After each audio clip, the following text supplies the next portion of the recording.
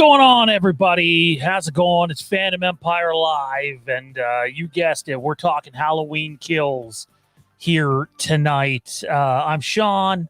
Thank you for... you probably knew that already, though. Let's be real. This probably isn't your first time watching. Hopefully everybody's having a great night. Hopefully by now you've seen Halloween Kills, because if you haven't, you probably should go away. Just go. Go away. You're going to spoil the whole fucking thing for yourselves. We're talking the top 10 moments in Halloween Kills tonight. And we got one hell of a panel for you and some actual Phantom Empire news to discuss and some things that are in the works. But first up, he's man, myth, legend, no longer in Land of the Maple Leaf. It's Mr. Tommy B. What's happening, man? Let's be honest with you, buddy. Ever since I drove home from the Land of the Maple Leaf, that was Sunday morning. Kept driving once I crossed the border, by the way. I haven't fucking stopped. I'm tired as shit. I'm excited to be here tonight. I really am. I'm looking forward to talking these top 10 kills. But after we talk these, I'm splitting. I'm going to fuck to bed.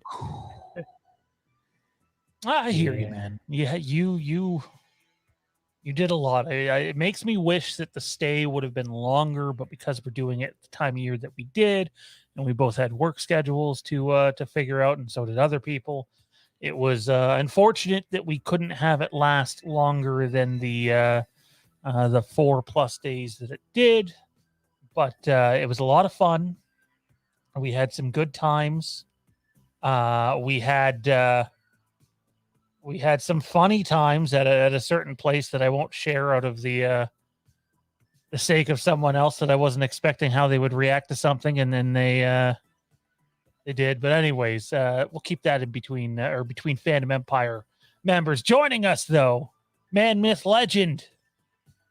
Wait, no, that's Tommy B. It's Kieran. What's going on, man? I'm pretty legendary. Like, some days. What's your beef with me? I prefer Terrence.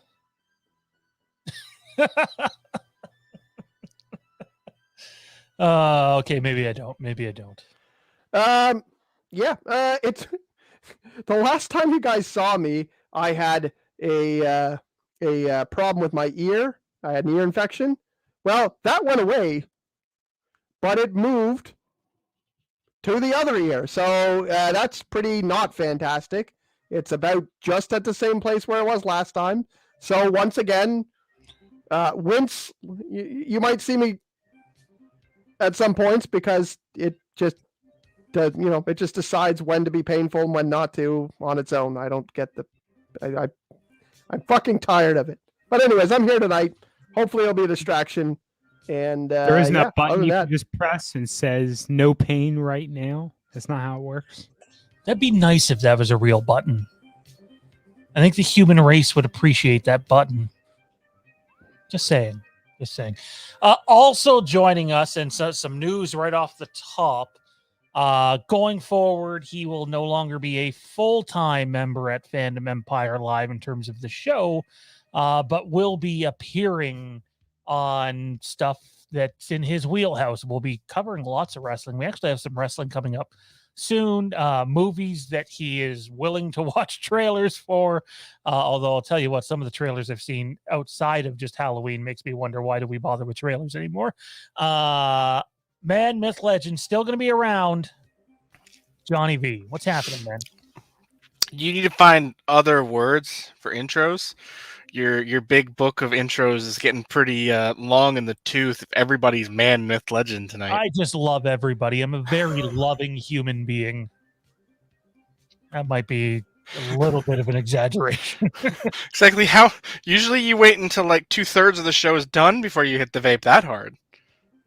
I don't think I've hit the vape yet, but let's correct that. I mean, if you're in love everybody's stage already, then you hit the vape pretty hard at some point earlier. Anything you want to say to the audience about being a little bit more selective going forward? Just so we're clear, it's not just a Johnny thing that we're being selective of. If we're talking wrestling on here, guess what? Tommy B's not going to be on either. So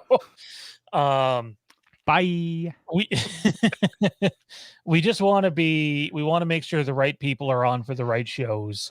And we also wanted to make sure that you guys got more of somebody else, but you'll find out about that in just a second. Johnny, anything you want to say just on this front? I know we talked the other day, and I think everybody was on board with it's probably the right direction to go just with the channel in general. It's always the right direction to go. We have it was a lot different when there was, only 3 of us and then 4 of us. And as the staff has grown, everybody is able to fill in, their specific niches, their specific specialties. And, just like, a sports coach, you got to put out the best lineup possible for whatever you're doing. And, not every skill set is needed every night. So, it's not a slight on anyone to miss an episode. I mean, you talk about what you love to talk about, and everybody, let's be honest, as a viewer, as a listener, you can always tell when there's a topic out there that one of us just isn't, is checked out of. When we talk about wrestling and with Tommy B on the panel, when we talk about Star Wars with other people on the panel, it just they check out, and it's just it's not as much fun, So use people on the topics that they want to talk about, Absolutely. I couldn't have said it better myself. Last but not least, he is a man, myth, and legend. But he's also someone that we have been requested by several of you in the audience, some of you here tonight, to see more of. And going forward, he is going to be a full-time host here at Fandom Empire Live. It's Mikey Bish. What's going on, man? I am a man. Myth and legend is a stretch, but I'll take it.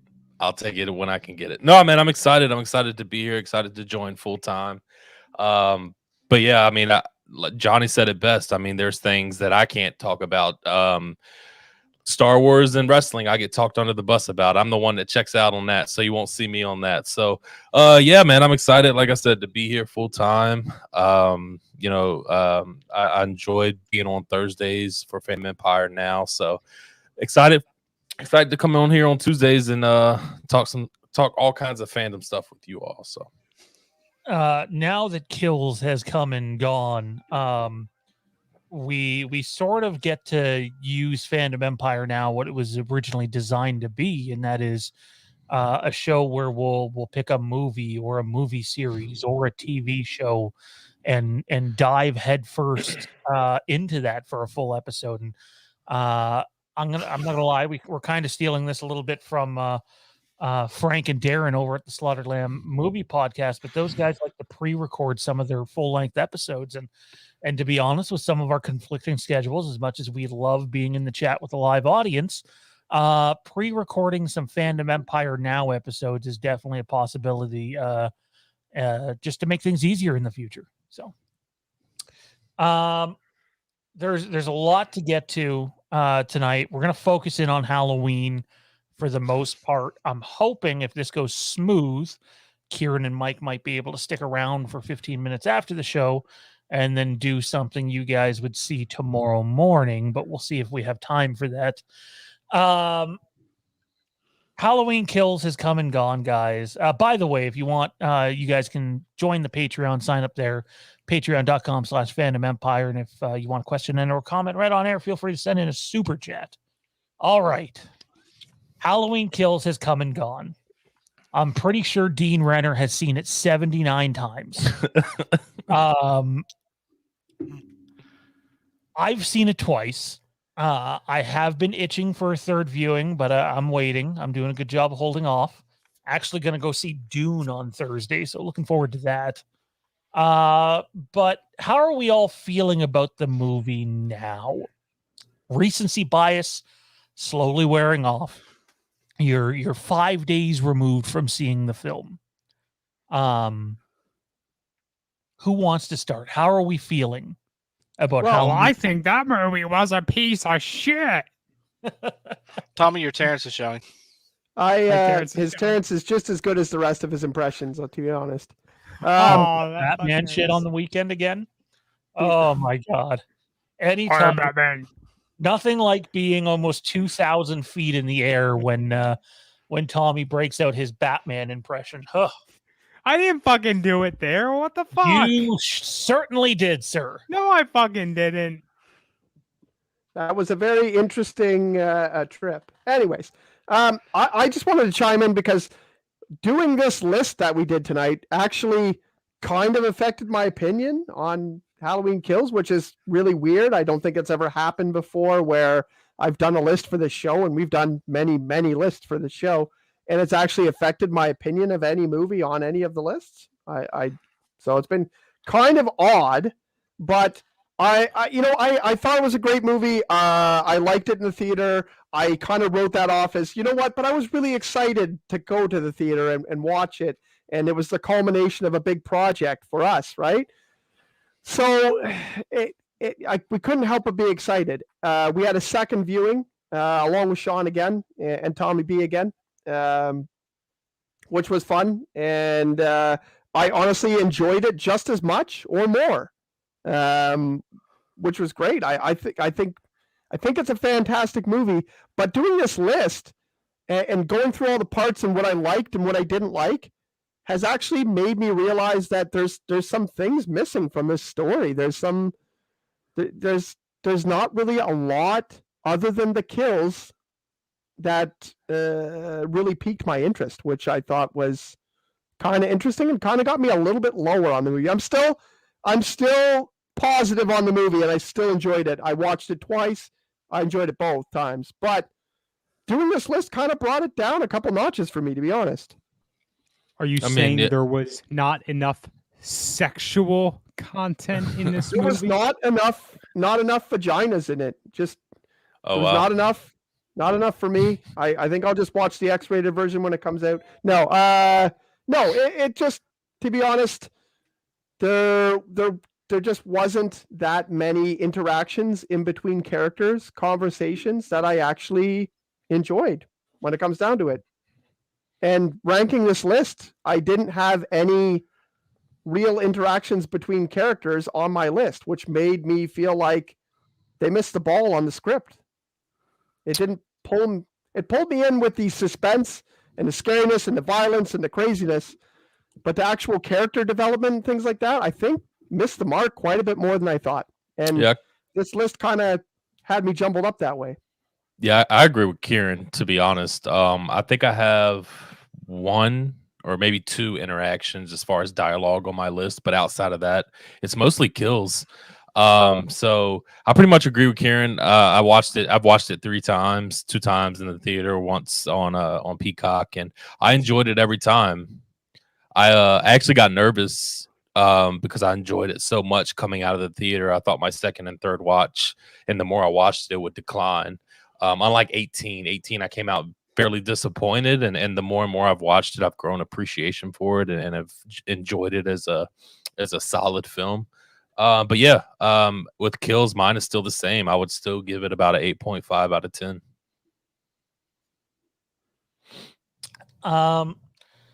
So I watched it for a second time on Saturday night, I think. I think it was Saturday night. I was worried about how I was going to feel about it, and yet I found myself so like pulled into the movie and enjoying it and just absolutely being in love with the score. I didn't think I would like it as much as I did the second time, and I didn't go the opposite way. I definitely went up, and doing my list, I kind of had the opposite feeling of Kieran is, well, to an extent. I think there are definitely characters that do not get any character development in this movie. However, I think there are characters that get worlds of character development in this movie and complete role reversals from the last movie. And I enjoyed it a lot. And like I find myself intentionally trying to hold off on a third viewing. Maybe because I'm afraid of how I'll feel after the third viewing. So how about you, Tommy? How do you feel after 2 showings? I really wanted to sit down this afternoon, this evening, and watch through it again on Peacock. But I didn't. because I'm looking forward to doing a watch through of 78, 2018 and Kills. And I also had yet to see Black Widow, so I watched that earlier. But honestly, now that the recency bias has come and gone, I can personally say that I have no issue with standing by my initial assessment of the film, right? It's not perfect. There are some issues. There were pacing issues. There were a number of things that were cut that I really wish weren't cut. But at the same time, I think that what the film does set out to do, it does very well. Some of these kills, some of the if we want to call it lore of the franchise, some of the character development for those that did get it, it was all fantastic and it was all appreciated. And I can understand why once the recency bias has come and gone for other folks, this will sit near, if not at the top of their list, in ranking of the franchise. I think that's very well said, and I think there's a lot to that. I want to bring up a topic before we dive into our top 10 list here, and top 10 list is going to take a bit, so we want to get to it. We'll see if we have some time for Q&A at the end. Otherwise, you guys know how to interrupt the show. So David Gordon Green recently did an interview, and he said basically something along the line, I'm paraphrasing here, that Michael Myers is not supernatural. And as long as he is there, he will just be a man who can do improbable things, not impossible things. And I know there's going to be people that roll their eyes at me and probably think that I have a huge ego for saying this. One, I'm just not fucking buying that at all. I don't even care if that's what his intention is. And two, there are other prominent, shall we say, production crew members on that staff who everybody would know by name, who has told me firsthand that is the exact opposite. So again, with more of these guys aren't on the same page shit, but ignoring all that, let's just address Gordon Green's comments here for a second.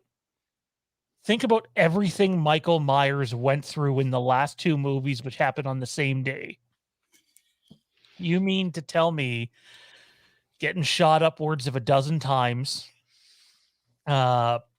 basically being left to die, by being burned, you're burning alive almost, being hit by a car, getting a crowbar to the face, and just the shit kicked out of him and killed. Stabbed with a pitchfork.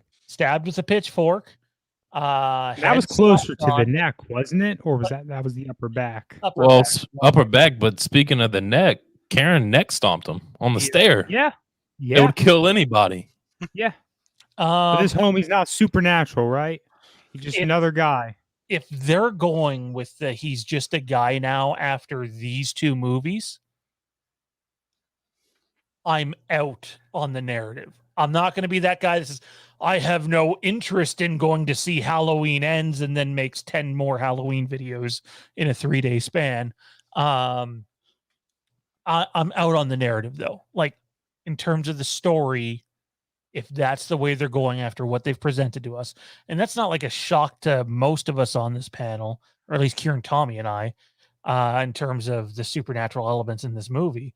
But like, nobody should buy this, even if that is the intent, because like, you're at a point now where Michael is surviving Jason level shit.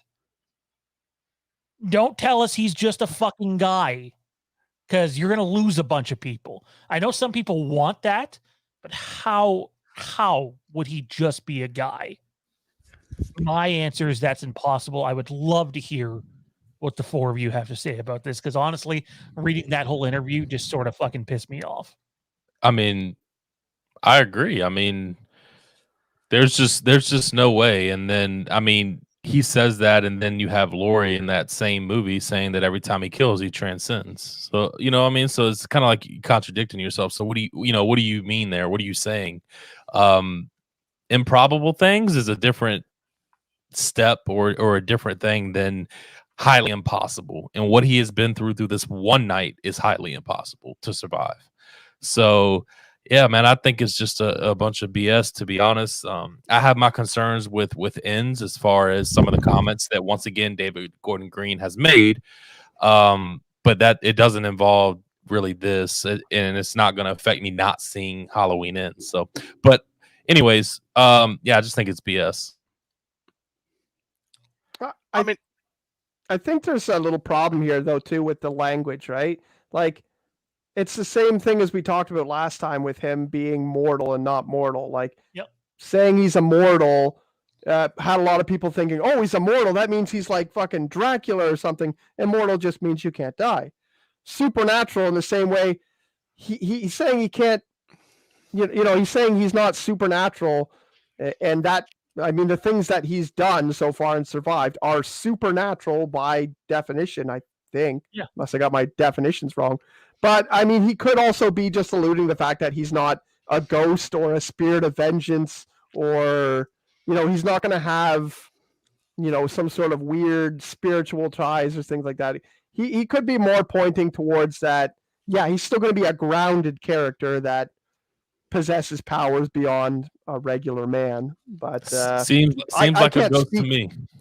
Yeah, I can't speak for him on that and what his intent on saying he's not supernatural is, but I mean, if we're just going by the definition, then yes, he is something that is not natural, something that we don't have in our own grounded world. But I think that's a possibility there, that he's saying like, hey, we're not going the fucking we're not going the ghost route, we're not going that he, you know, can shapeshift or you know, teleport, or even though it does seem like he teleports behind Karen in that movie. But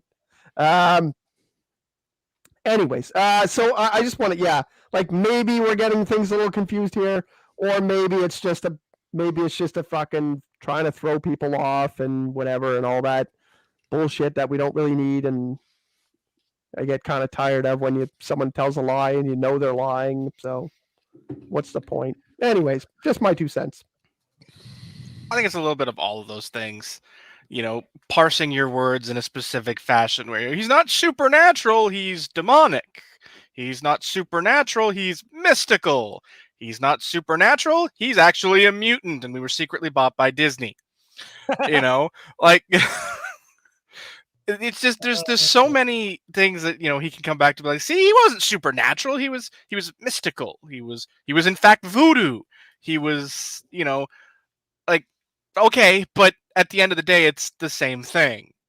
You know, it's you pulled out your synonym guide and just picked, you know, supernatural and rhymed off every possible word that, you know, means the same but is a different word. You know, so it's like, to me, it just feels like company line. Like, you're saving the reveal. You teased it. You pointed to it. You pretty much said, this is coming, but we haven't actually confirmed how it's coming or how it fits in. So until we do, it's not that.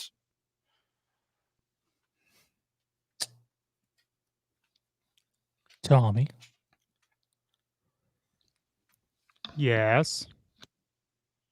You're doing it again. What am I doing again? We wanted your thoughts on that. My phone just rang. What'd you need? We were talking about David Gordon Green saying Michael Myers isn't supernatural. Didn't I already respond to that? Nope, It's bullshit. Look, that freaking bullshit's been spewing all over freaking Twitter, all over freaking Facebook, all over Halloween Den. And I think I've actually declined about 3 or 4 freaking posts about it today alone. Look, the guy's been freaking stabbed in the back. He had a pitchfork. Yes, I did respond to this. He had the pitchfork, you know, in the upper shoulder blades or whatever. I thought it might have been the neck, but that was off screen, so whatever, I think. Right during the mob scene, like Karen, during the interlude of whatever, right before she walks off, I think. She takes the knife and she stabs. Is it his shoulder blade or is it his neck? I think it's a long. The guy's General taking area. Yeah, the guy's taking so much freaking damage, so much hits, so much. unless Michael Myers has like the the ultimate cheat code, the unending hit bar can take so many damage points. Like, come on here. There's no way in hell this guy isn't supernatural. But He's part what feline, Kieran nine did lives. say. Let's not forget, he probably got hit by an iron too. Oh yeah, we can't forget about the Iron Lady. But Kieran, what you did say, I do think there's some validity there, right? Something to be considered. The guy could have just meant, hey, Michael Myers isn't actually like a ghost or a ghoul, a motherfucking vampire, werewolf sort of fucking thing. I don't know. I'm just waiting for them to come out with like Cult of Thorn 2.0 motherfucking curse bullshit, right? So, I don't know. Michael. Wait, you mean they weren't trying to do the Cult of Thorn with the way the curtains were triangular and the windows when we saw the reflections and? Oh, don't start that shit! Don't start that shit, man. I guarantee I'm not starting it. If that's not out there, then I'm the most shocked person in the world. I'll be real, Michael. Even I watching the movie, I kind kind of thought, like, is that? All these motherfuckers back and forth. I interpret this to mean this. I interpret this to mean this. For real, we need a single fucking perspective given to us from cast and from crew that we can just work with. That's it. The people who manage these projects need to get their fucking ducks in order. But that's been an issue throughout the whole fucking process, right? From script to screen to marketing, throughout the whole thing. That's been the biggest one of the fucking issues. And if you go back and watch any number of our videos when we've been covering up to the release day, you'll hear it, and I'm sure you're gonna keep hearing it from us. All right, fellas. It's Tommy hates opinion, says Frick. Let's get into our top 10. We're gonna do this clockwise. No. We ain't moving on from that one. Now that's been fucking said. Now there's a difference in opinion. What's in a fucking opinion? And I bet if I go and fuck that image. If I fucking Google what opinion says, it's gonna or means rather, it's gonna be like feelings you have on a certain issue and whatnot. Now anyone can have an opinion, right? I can just not like Friday the 13th because I think the hockey mask is fucking stupid. But what the fuck is that? P.S. I have a fucking Jason pop right here, so that's definitely not the case. But see, I don't even have a hockey mask Jason pop. I have the. That's not an opinion.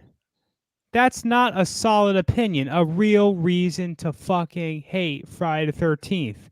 If you're gonna come out here and start bitching about this motherfucking movie like it's the worst fucking thing ever created since any number of terrible inventions or whatever. Speaking of terrible things, Tommy and I don't know why we did this on the very minimal amount of time we had. We tried to give The Last Jedi a watch on the weekend.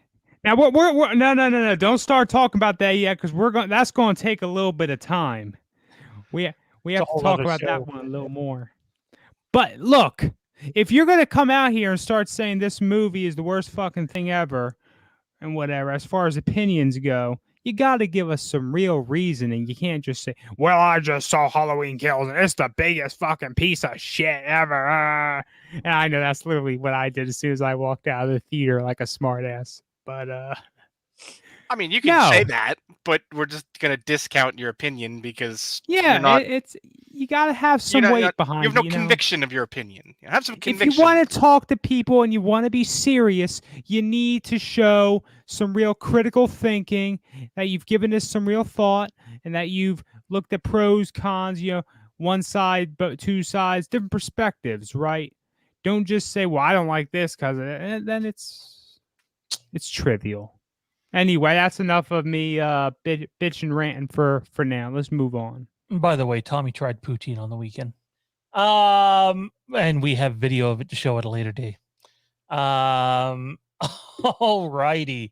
Here's what we're gonna do. We're gonna talk about our top 10 moments in Halloween Kills. If we all have, well, not even just if we all have it, if a few of us have the same moment, doesn't need to be in the same position.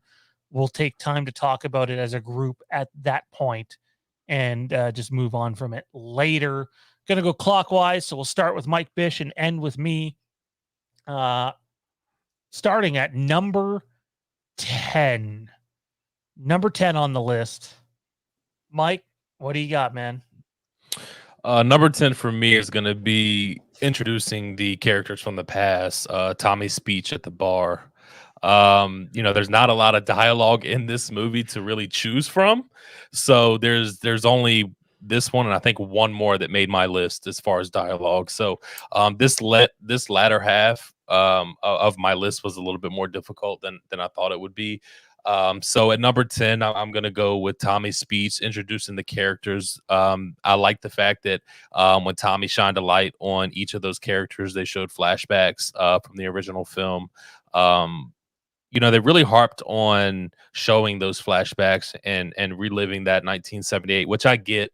But yeah, I would go with that. It was good getting introduced to those characters. I was wondering how we were going to see these people interact, like and how they were, if they kept in contact since 1978, and it's made aware that they meet at that bar every year to celebrate and I guess celebrate just being alive. So yeah, I would go with Tommy's speech and that reunion of introducing the characters back from the original film at number 10 for me.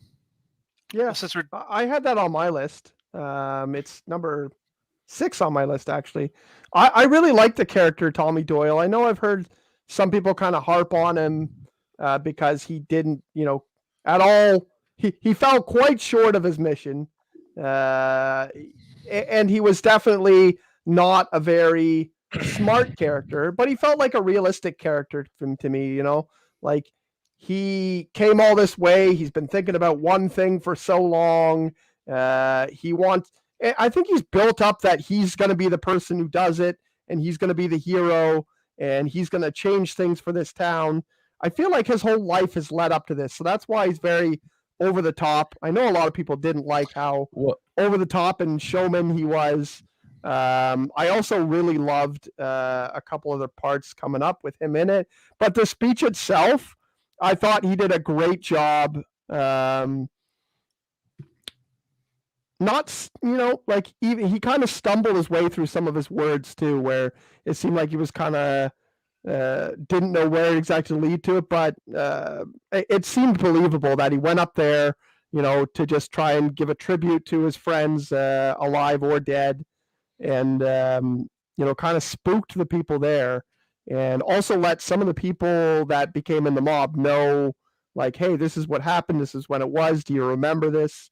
Have you heard this story? It's real, and kind of like sparked part of the movie. So I thought that was a great scene. I had it at 6. Anybody else have the bar scene?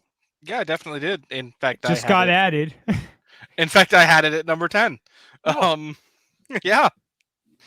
No, I mean, everything Kieran and Mike said about this scene is accurate. It felt believable and real in, a film where that's kind of left at the wayside in a lot of different ways, intentionally, mind you. But, it was believable to have that.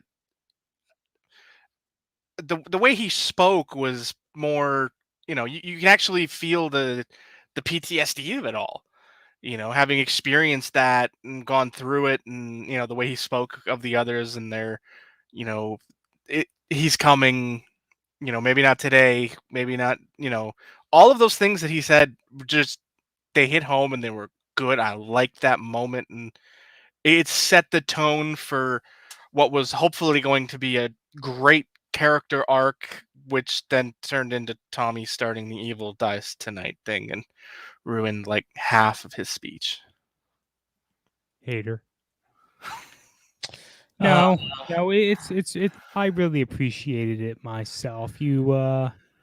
It's good to reintroduce some of these characters, and to bring them into this timeline in that sort of way. I thought it was pretty powerful myself too, and because I didn't exactly consider it alongside other scenes and such, other moments, it just kicked out my bottom moment and ended up on my list. Nice.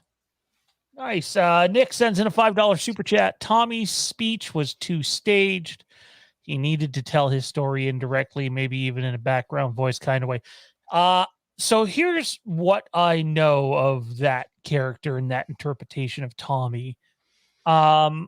Well, being a badass for definitely having balls and willing to go after Michael, even when everybody was behind him. And I mean, it ended up being Mr. Toffoli. He definitely had balls and he definitely was a badass. But he also, like, they really wanted to capture what Tommy was, even though he was a kid then, in Halloween 78. And Tommy Doyle in Halloween 78, hell, even in Halloween 6, is definitely a little awkward, and can be a little whiny and annoying. And I think that's Tommy in this movie. So, like, I dig it. I actually loved Tommy Doyle's story arc in this movie because it showed, hey, you can fuck up, you can have the best intentions and have the worst outcome. So I liked what that character was in this movie, and I liked what Lindsay was too. So I guess we'd be at Kieran's number 10, right? Oh, Yes. you're muted. You're muted, sir. I think Kind of a everybody. disappointment for me. I just want to ask Sean. So, while Allison and Cameron are in the car, there was some dialogue that was cut out between them, correct? There's so much that's cut out of this movie. So this was really disappointing because I remember some of the dialogue, and I was hoping I didn't create it in my brain, but I'm fairly sure there was a lot more character development between the two of them, not settling their problems, but confronting their problems that they had with each other in Halloween 18. Now, one thing I did like, though, and it was a moment I specifically liked, was that they went to the house together. They went up to the door. The look between the two of them, like being that they've had such a conflict, a recent conflict, but obviously they had feelings for each other. I think it showed really well there that they were like, okay, well, let's put this shit aside. We got something to do. And you could see between them, they had a kind of a chemistry that made them seem like a genuine couple that's been, through something, but now is forced to go through something. I thought that they showed that with just the look and just the way they moved and the way that they went through the house. But just that moment where they went up to the door and nodded to each other and said, like, this is fucking it. I put it number 10, even though it was a little bit of a disappointment that the dialogue didn't get through, where they kind of push that narrative a little bit more. Like I said, a little bit missed character development in the movie, the fact that they were able to do that. But I like that moment. So not even anything to do with Cameron getting the shit beat out of him, because I'm sure that'll be later for everyone or most everyone.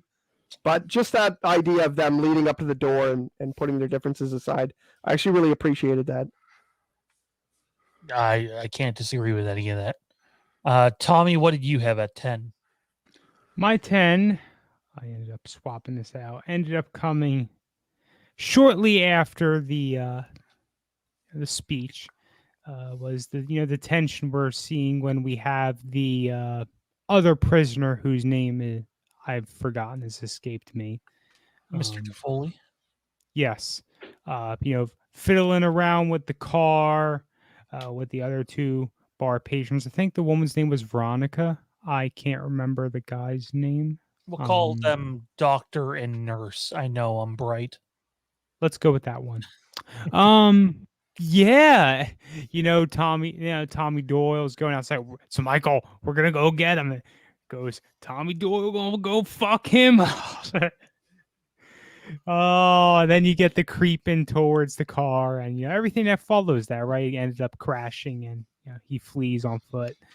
That was a pretty cool scene. I it had a little bit of suspense, a little bit of action. I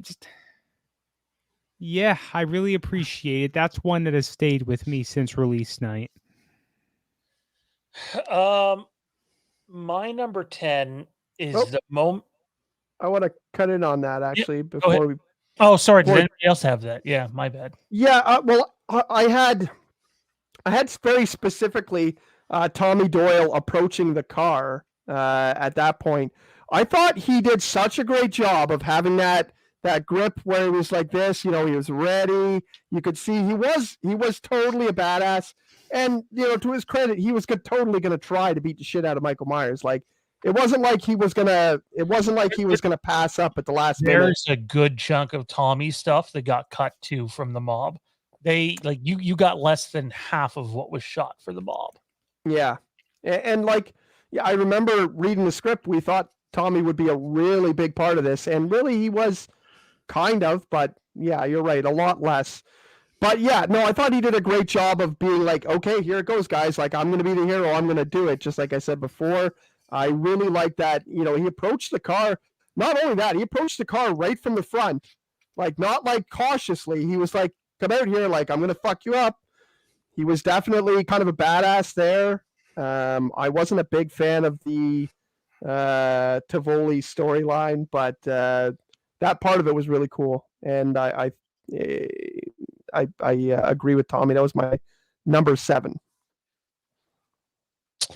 My number 10 is sort of the first time we see and I mean in any timeline, the first time we see Laurie at peace prior to the attacks in the 78 movie is she thinks Michael's dead. Hawkins has been brought in. She starts talking to Frank, which by the way, there was a fucking shit ton of stuff cut from their stuff as well. And so they only left in the bad lines is what you're saying? You see her vulnerable for the first time, like really emotionally vulnerable, and actually, dare I say, flirting with someone else. And I thought it was sort of a cool, warm moment between the two. And even though they're laying in beds, I thought that next to, there's some great chemistry in the film, but they had chemistry for sure in the very minimal screen time they had. Yeah, so I'll go ahead and piggyback off you because that's actually my number 9. I thought that conversation was very pure, very genuine. I think it's, in my opinion, the best and truest believable dialogue in the film for me. The fact that Laurie, I thought, the amount that she had in this movie, which was very minimum, I obviously thought she did great. I thought Frank did great. I thought Will Patton, I love him as an actor, and I thought he did a phenomenal job once again in this movie. But yeah, that chemistry between those two was my favorite dialogue, to be honest. I just felt it to be neither one of them were trying too hard. There was a little bit of humor in there when she said "fuck you." I don't know. I just giggled but I thought it was pure. You know what I mean? I didn't think it was out of line. So that's actually my number 9. Anybody else have this one or no? Yeah, that was my number 9 as well. I don't have much to add, but kind of the same thing. It was it seemed like a realistic dialogue at some points. There was a bit, I remember at the end, I don't remember exactly what the lines were, but there was some pretty bad lines of dialogue near the end there too. But I did like specifically when he said, when she said, like, He said I wanted more, but I knew you were with Ben Tramer and stuff like that. Seems kind of interesting, but I don't know if it's nerds. Oh my God, they said Ben Tramer. Oh my God, isn't that Johnny? I don't. It's crazy, and I mean that also goes along with the idea that they threw in that Halloween 2 clip of Annie Brackett being dead, and it's like, Okay. guys, like that was going to happen. He was going to eventually have to do that. Like, it doesn't matter. I was gonna ask, does anybody on this panel have a huge problem with that? Because I don't know what the fuck the big deal about that is. A father identifying his his deceased daughter. Oh yeah, that's a huge problem for me. That would never happen, especially not when he happens to be the sheriff. They should have reshot that with the old guy. I don't have a problem with it. However, it is reasons like that, and we've already seen it in the chat multiple times tonight, why people can't keep the timeline separated. For us diehards, like, yeah, we know, okay, what this is. This is 78, Halloween 2018 kills and ends. This is this timeline. But there's a lot that gets confusing in there. There's people that don't know that Halloween 2 doesn't exist anymore. So then when you add an actual clip from Halloween 2 into Halloween Kills, I can see where the confusion would be in that. And again, there are those of us who feel like Halloween 2 should have never been cut out of the timeline, but there are some implications that would have applied to this timeline if they just outright kept it. Yes, let's see. Michael shot several times. Oh, wait. Shot several times in this one. Michael lit on fire. Oh, wait. No, Michael was in a fire. They could have just kept it. I'm referring more to the sibling thing, which is the freaking bridge that so many people are willing to die on. So it honestly, to be honest, it doesn't bother me either way. Didn't think so. That's just me. I know they want to make Laurie not Michael's main focus, and I get that. But honestly, I just don't have a problem with it either way you put it. For somebody who really loves Halloween 2, it's my favorite in the ranking, or it's second in my ranking. I wish they would have kept it. It's eliminated solely based on the fact that it reveals the familial relationship, which in reality isn't as big a deal with where they're taking the story. Like, I think the revelation that Michael's not motivated by Laurie would mean so much more if she was also his sister. That's true. Yeah. Because to that point, it makes sense. He's motivated by killing his family, his sister, and now his other sister. But for us to just realize that, no, that's just coincidence. That's not really what he's after. Would make more sense. But they cut that out, and now I used to be firmly in the camp of they can't be related. It makes no sense. Whereas now I sit here and I'm like, yeah, they could be, and it wouldn't hurt the story. It might even help it a little. Johnny, what do you got at 9, man? My number 9 is it's probably higher on other lists, but it's that lovely scene that was, brought the certain portion of the fan base up in arms in the weeks leading up to the release. It's Michael versus the First Responders. There was just something about that scene that was just so. It set the tone. It established Michael is going full Terminator in this movie. He is going to be unstoppable, and it just. We talked about it when we did the review. When we were like, when he gets hit with that fire hose, and we on the panel are smart enough to realize that that's a big deal, and he just walks through it like nothing. It sets the tone for what Michael's going to do for the rest of the film, and they are, they're visceral kills, they're intense kills, they're bloody kills, they're just. It sets the tone for what comes after in a big way for me. I mean, I'll go ahead and piggyback off that because it is on my list, but it is much higher. I guess if we're talking, that whole scene was phenomenal for every reason Johnny said. But if I'm talking about just a certain moment in time in that movie, it would be Michael coming out of the house. That's such a badass shot to me. I mean, it looks like it's already letting you know that he's about to fuck every one of these firefighters up. So that moment, despite me seeing it already in the trailer, and I will tell you, if I didn't see it in the trailer, I probably would have been on my feet in the theater. I mean, that whole scene was just badass. But it's him emerging from that fire. It's just a good shot of him, the fire behind him, the water coming down off the house, and really just staring at those first responders. I mean, it's so hot. It's number 2 on my list. I mean, it's such a badass shot for me. I thought that moment gave me goosebumps. I hated Ditto, that whole Mike. scene. Yeah, Piece it's of shit. definitely up there for me more. And Oh, I'm just, Tommy, your mic went all staticky on us, buddy. Sounds what? like your cord might be a little unplugged. While Tommy's fixing that, I hated that whole stupid scene. I'm with you. Oh my god, I'm so happy you said that. It's not on my list. And Mike kind of hinted at it, like if that scene is not in the trailer, like I get it, you had to show a little bit of the fire because that's where we ended with. It would have been like this jaw dropping. Okay, that's bad. Even if it's over the top, be like, oh fuck, that POV kill, I would have went bananas over. They literally have 90% of this in the marketing. And I swear I'm not doing this just to bitch about the marketing. But it was just like, okay. It takes the moment away when you've seen it in the trailers like that. Especially if you've seen the trailer a dozen times. Yeah. I just hated the effectiveness of it.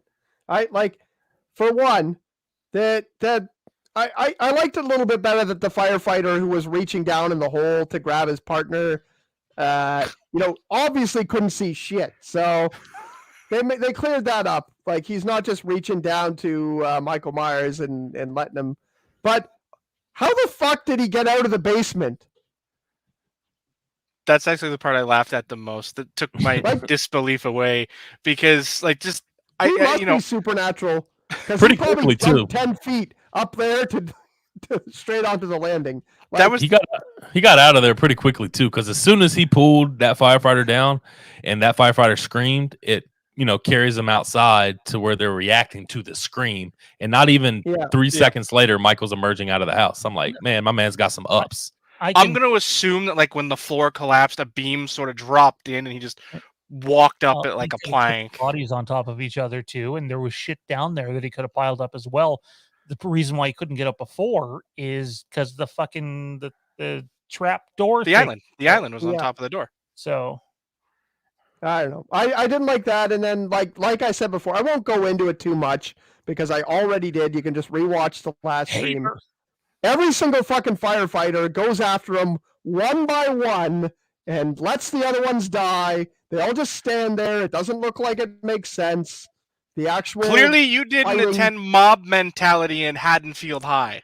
Yeah, slowly trying to hit someone with a chop saw, like is not going to do it. Like, I would have fucking turned that thing on and whipped it at him. What are the other 5 guys doing? They're just sitting there going, yeah. They were like, oh my god, this is a fucking unbelievable. When's my turn?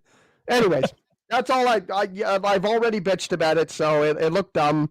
Fighting is my thing. If fighting and attacks is not pulled off right, I notice it right away, and I hate that scene. So, Tommy, you were going to say something before your mic went all. All I was going to say is that that still there, man. Yeah. What the fuck?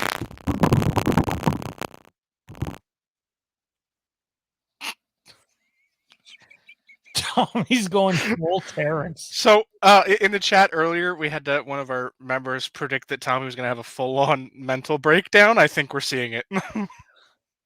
That dude is also super exhausted with everything he's been. Not an unnecessary breakdown or unwarranted. Just I removed him for a second while he tries to fix that. I think we're number 9 on your list, Sean. Dean Renner actually sends in a $5 super chat saying, I thought you guys were true fans. I'm a huge fan of True Blood.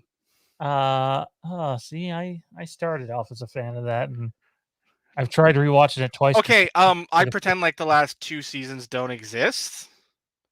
You know, That seems to because be most TV shows these days. Um, don't even get me started, because now I got to deal with this new Dexter in a couple of weeks that I don't know. But that's another show for another day. my number 9, let me pull up my list here, was the Lindsay chase scene. I love the score during it. I love the lighting. The lighting is just fucking beautiful. It has intensity. It has suspense. The part where Michael's walking over the bridge and you see his reflection through the water and Lindsay's hiding, holding her mouth. It's just like, to me, that's awesome. That's badass. I dig that. Yeah, I agree with Sean. That's actually number 6 on my list. Because we did get that suspense from that scene. We did get the we got the whole the walk, Michael's whole walk following Lindsay through that little park / forest, whatever you want to call it. I thought it was shot good. So that's actually number 6 on my list. Yeah, I didn't want to break it down, so I kind of expanded on that a little bit on my list, just pretty much being that whole sequence where, Marion gets killed and the doctor and the nurse get killed and Michael does the walk with Lindsay. And that whole sequence post kids running away, Michael shows up, is on my list at number 7. Yeah, I excuse me. I had them split up, and I have at number 8, I have Lindsay escapes is what I put. Yeah, that, even though I read it and I knew what happened, when he turned and looked back, I was like, oh shit, he saw her. Like, I know I was thinking that in the theater, definitely, like, oh shit. Like, well, I mean, the way that I was just going to say, I read the script, I was still scared. That was after we stopped giggling. Yeah, and I was just going to say, the way that they kept moving the camera back and forth between Michael and Lindsay, you were just waiting for Michael to stick his hand down there and pull her up. And, so that's, like I said, that suspense and everything was there. And I know we're all on number 9. And we're all talking on this sequence. So I'll just go to number 8. And that's my number 8 is when actually the nurse shoots herself in the fucking face. That shit. It was funny. It was funny and brutal. Are you talking the whole sequence, though? Yeah, absolutely.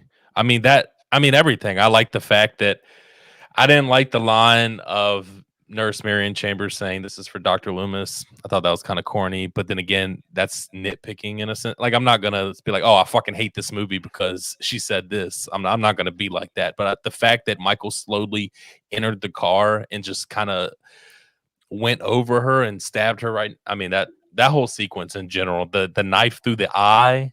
Come on, man. That's just badass. That whole sequence was badass. So yeah, that's gonna what did I say? I had that on my list as number 8. That's where we are. Well, I was gonna save this for later, saying that I divided number 2, but since you went there, that's my number 1. My number 1 is that entire park sequence. I love, not only do I love all the kills, there's one part I don't like, but not only do I like the kills and the action and how he ran up the car just like he did in the original, like all that stuff was super, like, was amazing. It was amazing. It was creepy. The kills were great, except for one. But also the kids on the swings were super believable to me. Like, they were little pricks. And I work with children for a living, and that was very, like, well dialogue, scripted out, acted by the kids. Like, we're here, we don't need parents. We can do whatever we want. We stole candy, like that. Like, they were done super well. They didn't stop swinging to talk to Lindsay, even though she was, trying to tell them something serious. They're like, we're not afraid of anything. We sort of thing. I thought they were done really great. Michael just being there after was, like, awesome. I thought it was, and like I said, ran up the car was reminiscent of the original. Grabbing onto Marion the same way that he did, almost like looks very much alike to grabbing her in the original. I love the stab in the face. I think I said that was like one of my favorite kills. It just looks amazing. That stab in the face, especially right after trying to be choked out and just like no selling it and looking over and be like, what the fuck were you thinking? Like Michael was just like, who the fuck are you? You fucking little male nurse piece of shit. And then stabs him in the eye. I hated the gun kill. I absolutely hated that stupid. There's no way that makes any sense. There's no way that the gun could turn all the way around and then fire at her. Like, I don't get it. Unless it swiveled around to her thumb and then she shot herself with her thumb, or it swiveled around all the way the other way. It should have fired way before that. It doesn't make any sense. It's illogical to me and it drives me crazy. I did laugh at it in the theater like a lot of people did, but I laughed because it was laughable. It made no fucking sense. I had this sequence at number 2 on my list. Number 2. And this goes from like Lindsay talking to the kids all the way up to right before he starts chasing Lindsay. I mean, it's since we covered it, I didn't break it up. To me, that sequence was broken up pre-Michael and post-Michael. So I actually do have the kids in the hide and seek. I have that at number 4, just because it was so real. Like they were just douchey kids, and it was awesome. You know, because it was very believable that is how children in 2021, or I guess 2020 or 2018, I guess. I'm trying to get my years wrapped around. It'd be 2018, right? Yeah. It's So- all the same. Kids haven't Yeah. stopped being Kids of this fucking douchebags generation. because it's been 3 or 4 fucking years. Kids of this generation are pretentious and douchebags. Fucking and I loved it. douchebags. It was perfect. You know, we're playing hide and seek with the guy in the white mask. And the idea he's playing with him too, playing with them, pardon me, it's sick. Michael's Yeah. not just like a slasher serial killer. He's not Jason. He is sick and he's twisted. And we're definitely going to talk more about that a little later on my list for sure. Sorry, where did you have this, Johnny? I had the kids in the hide and seek sequence at number 4. Gotcha. So the entire sequence for me was number 2. And I just loved it for the reasons that you just said about the kids talking to them. Like Michael's a twisted fuck. And then the action in the SUV, the no cell Kieran brought up. Like, I love it. Just the slow turn of the head. Like, are you fucking kidding me right now? You're trying to kill me with your fucking what was it, stethoscope? I liked that actually came back after the big deal he made about it at the bar. Like, I have to go back for my stethoscope, and then it actually came back like, hey, he actually needed it to get himself killed. It was like Michael had some ego there, some arrogance. I fucking loved it. I loved every second of it. He got pissed as soon as she said Dr. Loomis. Michael just like, fuck you. I love the nurse kill. I know Kieran doesn't like it, but for me, it's Michael channeling his inner James Bond. It feels like in Are we talking the doctor dressed as the nurse? Because that gets very confusing.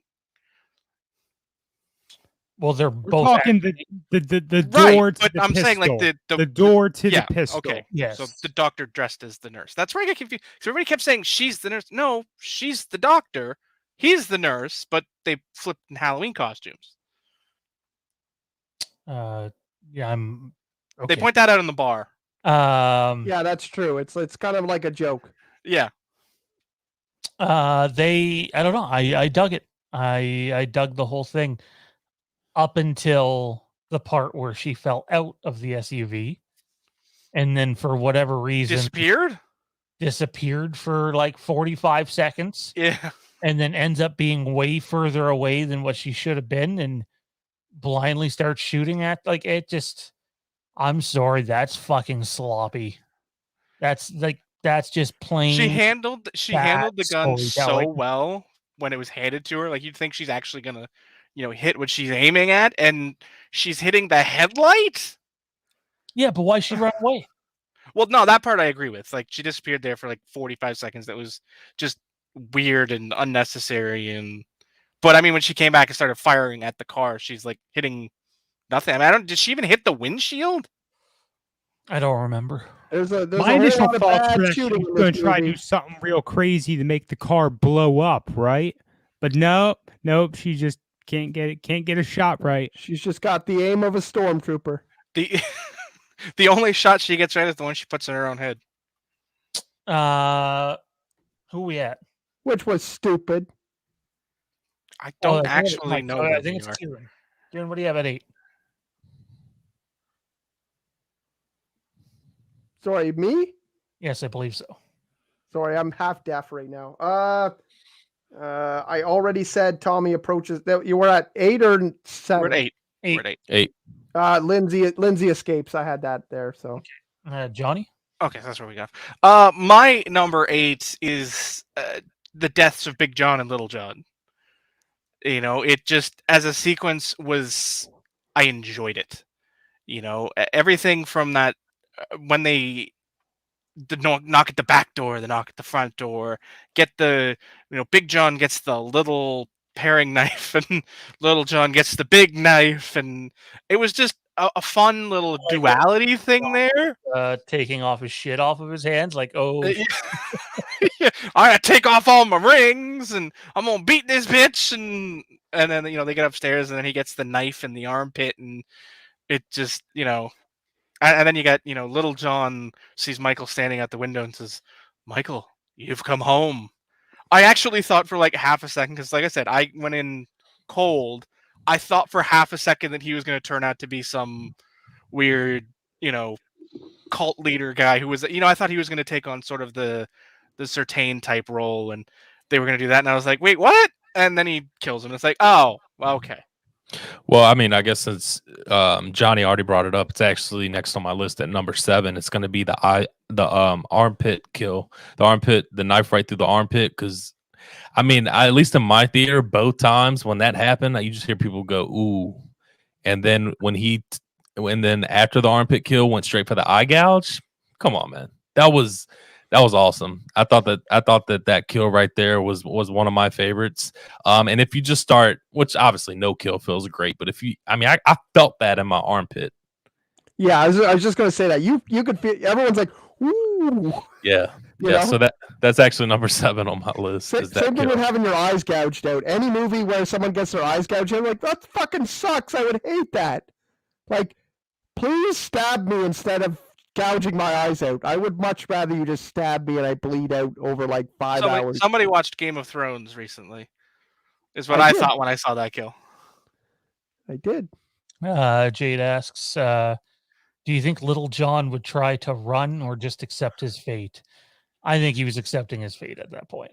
He knew he was fucked. Yeah, agreed. I think he was scared shitless. I don't think he could move if he wanted to. I imagine he was scared shitless because he probably did in fact shit himself. He was wearing Big John shorts too. Either that or he waited until Michael got really close and went, "Look what I can do!" In Stewart fashion.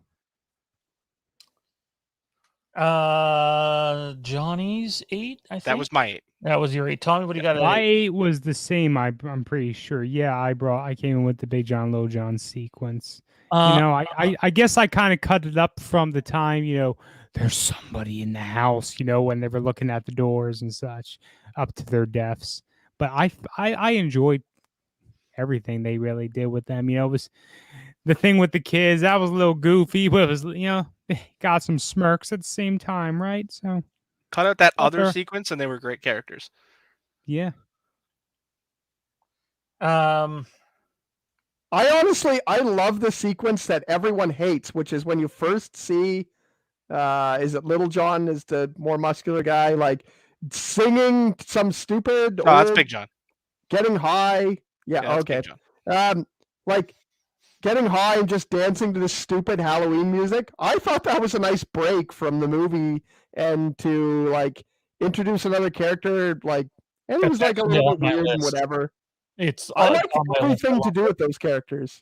Me too. I actually didn't have any problems with those characters at all. Wasn't that the sequence where the kid stole the candy from him? Yeah, that was one long continuous sequence. Yeah, yep. It was the one in between that sequence and the one where they all got killed. That was the one with the honey or whatever. Yeah. I That was think the Thor unnecessary one. 3 Oh yeah. Yeah.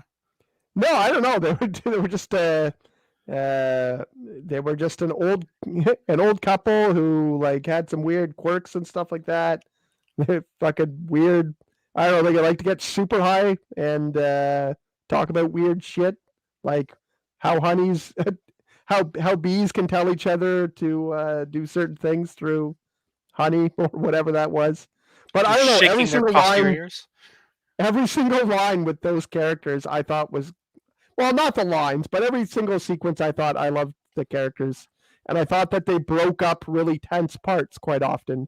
So it's just like when we talk about wrestling, you have to have in between your two matches that are 5-star matches, you got to have the Big Show run out there and do something dumb for 5 minutes to bring you down, and I feel like they serve that purpose of giving you a couple laughs and breaking up the shape, killing everybody. So, anyways, I liked everything they did, and I just basically put them as my number 4. So, Kieran checks the private chat again. My number 8 was Tommy defending Lori. I do think there's some decent dialogue there, and he comes in and basically just says, you did this for me when I was a kid, and now it's my turn to do it for you. I'm someone who values loyalty at the highest of extremes, and I thought it was a very loyal and touching moment. And I think Brackett should have got his moment too, like that, and he didn't. But yeah, no, it was the Tommy and Lori part.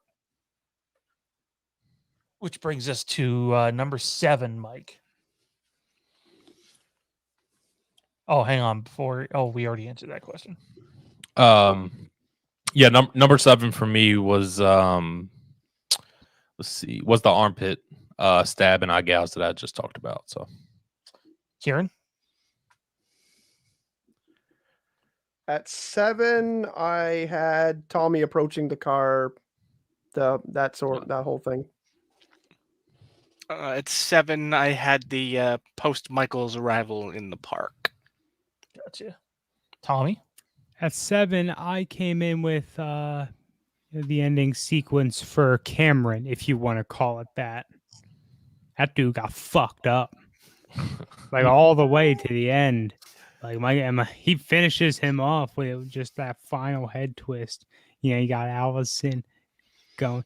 What was it? Get away from him! You Leave had him that alone! at 7.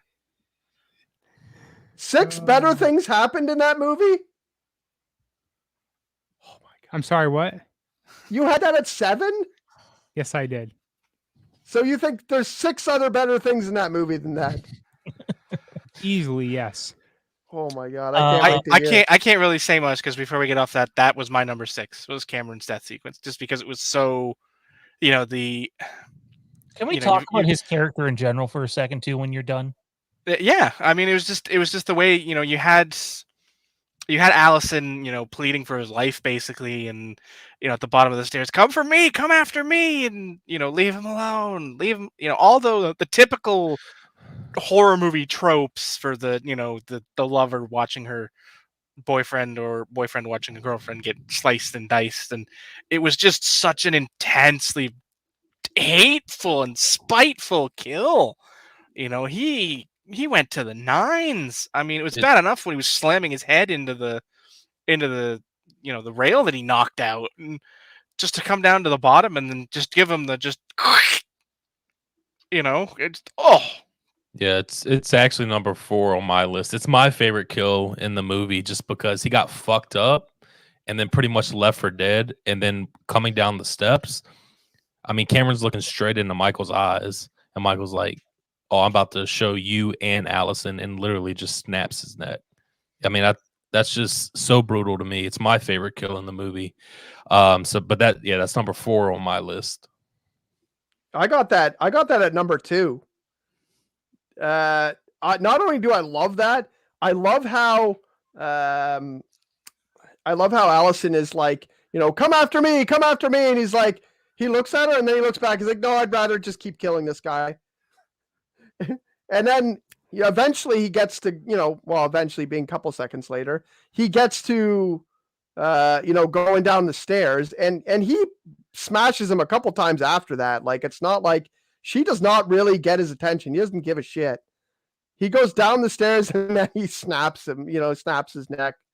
It was overkill at that point. I mean, yeah, Cameron was probably already dead just from ramming his head down, because he was still jamming it down onto the the remnant of the actual I don't know what you'd actually call it, the banister railing, I guess. Yeah. Like the I mean, the idea that, like, it's a classic movie trope for someone to be like, no, like, get away from him, come after me, and then the guy pretty much always does. Like, we've seen it. Fine, I'm not going to wait for him to bleed out. It's but he literally, like, looks, and then he's like, nope, I'm just going to keep smashing his head. And then, yeah, the overkill is you're bleeding out too slowly. Snap. Yeah, so it's consistent as well, because he's definitely violent and overkilling throughout the movie. So I had that at number 4 on my list. I love the musical score during that moment when he's coming down the stairs too, and I think that's what really sells it. Is it's not like he immediately turned towards Cameron. He leaves Cameron from the top, comes to the top of the stairs, and starts walking down the stairs. And it looks like he's going to take the next step, and he stops. And then he slowly turns towards Cameron and snaps his neck so viciously. And then even like the rest of that sequence, right down to him getting stabbed with the pitchfork. It's an incredible sequence. But I also want to mention my number 7 here, and that was Cameron. Cameron just being there for Allison at the hospital. Like, everybody left 2018 fucking hating that character, not liking that character at all. And really, when you think about how many scenes he's in 2018, he's really only a dick in 2 of them. Probably 2 too many. But I've been saying for the longest time, I thought Cameron was going to have a redeeming character arc in this movie. And, like, can you name one stupid dickish thing he did in this movie? I can. I thought it was okay. Yeah, the kid was a teenager. He fucked up. But when it counted, he was absolutely there for Allison. And, like, Cameron and Lonnie in this film, in my opinion, are 2 of the best characters in the film. I thought they were brilliant. Hopefully, Allison can get a new phone. Go ahead, Mike. You want us to go ahead first? No, I was just gonna say, hopefully she'll end up getting a new phone because her phone is fucked. Oh wow, that for real, right? The only thing that Cameron ever did in that movie that I was like, what are you doing, was right at the very beginning. He gets off the phone calling Oscar, and then he finds Hopkins, and he's just bleeding out, and he starts screaming for help. Like, you literally just hung up your cell phone, call 911. Yeah, panic. Well, he clearly did, but panic. Eventually, but it was just one of those. He still had the phone in his hand. My dumb ass would have done the same thing.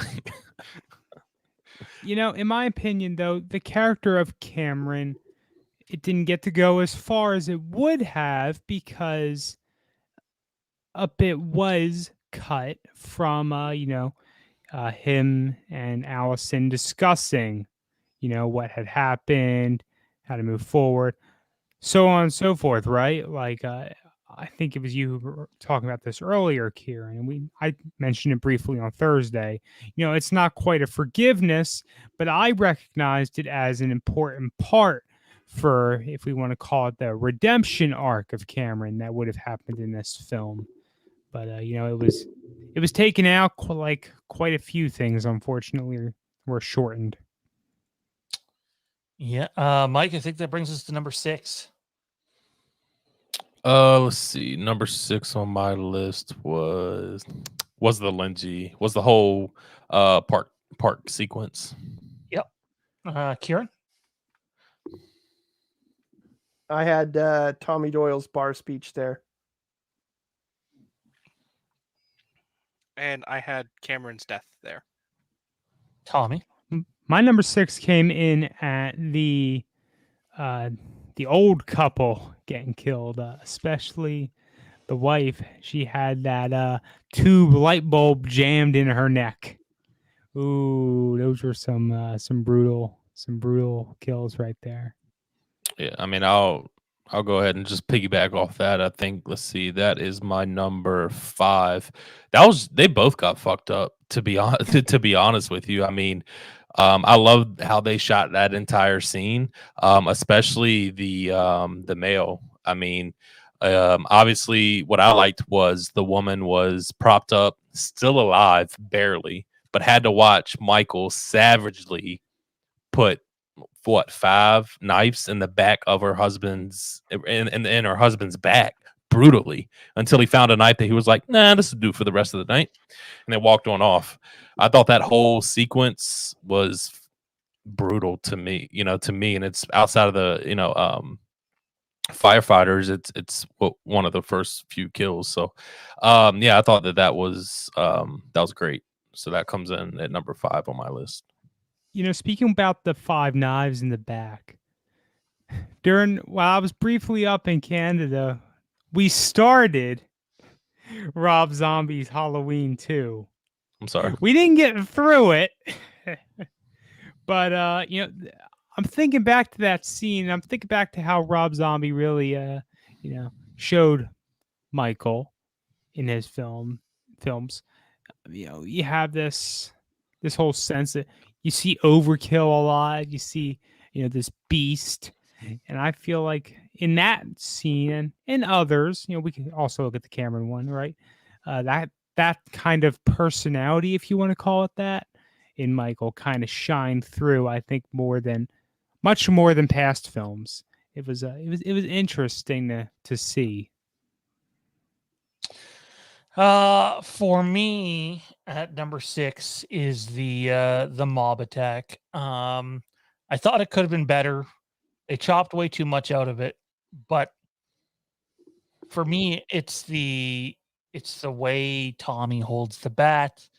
I just he's ready. He's totally ready. They're all ready, and Michael gets the shit kicked out of him in a way I don't think we've ever seen Michael Myers get his shit handed to him like that.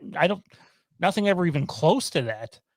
And seeing him struggle for the knife. I was listening to the Slaughtered Lamb guys the other day, and I think it was Darren who said, he found himself almost cheering on Michael to get up and take out, those members of the mob in Haddonfield. And I totally agree.